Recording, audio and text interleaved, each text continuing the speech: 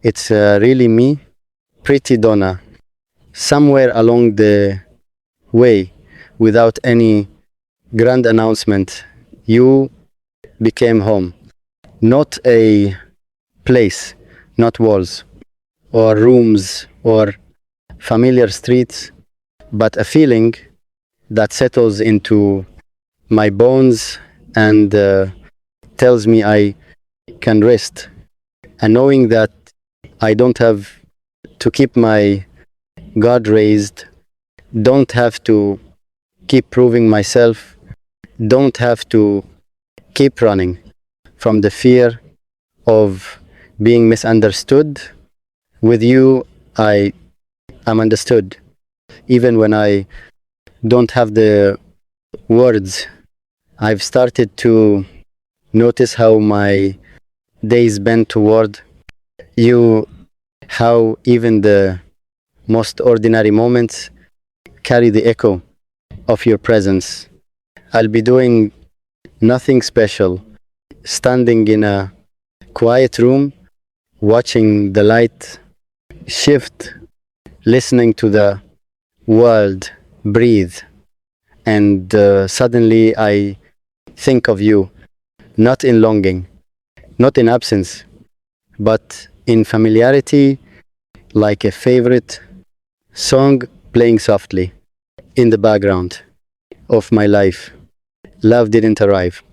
As a sudden revelation, it unfolded slowly, patiently, layer by layer, moment by moment. At first, it was curiosity, then warmth, then trust. That fragile thing I didn't realize I had been protecting so fiercely. You didn't force it open. You waited. You proved gently that it was safe to let you in. That's what amazes me most, how natural it feels, how love with you doesn't burn me out or demand more than I can give. It doesn't leave me questioning my worth or wondering where I stand. It steadies me. I didn't know love could be like this. Not a battlefield, not a puzzle, not a constant negotiation, but a partnership, a shared rhythm, a quiet understanding that we are on the same side. You see me on my best days when I'm glowing with confidence and laughter spills out of me easily. And you see me on my worst when I'm tired, uncertain, frayed at the edges, and you stay. That's the miracle, not the grand gestures or dramatic declarations, but the consistency, the choosing, the showing up. You show up in the way you care, in the way you ask how I'm really doing, in the way you remember the little details that make me feel seen. You show up even when the world is heavy, even when you're tired too. Love lives there, in the effort, in the patience, in the quiet acts of devotion that don't ask for applause. Sometimes I catch myself smiling for no reason at all. Then I realize the reason is you, the reason is this happiness that doesn't shout but hums steadily inside me. I feel lucky, not in the fleeting, fragile sense, but in the grounded way that knows this is something rare, something worth protecting, something worth growing. You make the future feel possible, not overwhelming, not frightening, but open. When I imagine tomorrow, you're there, not as a fantasy, but as a presence, as someone I plan around, dream with, build toward, and it doesn't scare me. It excites me because with you, the idea of time passing doesn't feel like loss. It feels like accumulation. More memories, more shared laughter, more quiet nights, and bright mornings woven together.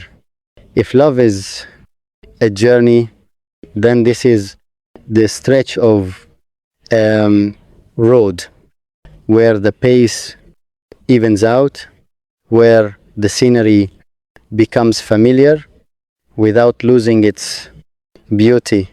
This is where love deepens, where it roots itself, where it stops asking, what if, and starts saying, let's, and I am here. I am choosing this. I am choosing you not just today, but in the small, unremarkable tomorrows where love proves it was never a dream at all. I used to believe that life was a solitary road, long, winding, sometimes cruel, sometimes kind, but always meant to be walked alone. I believe that people pass through like seasons.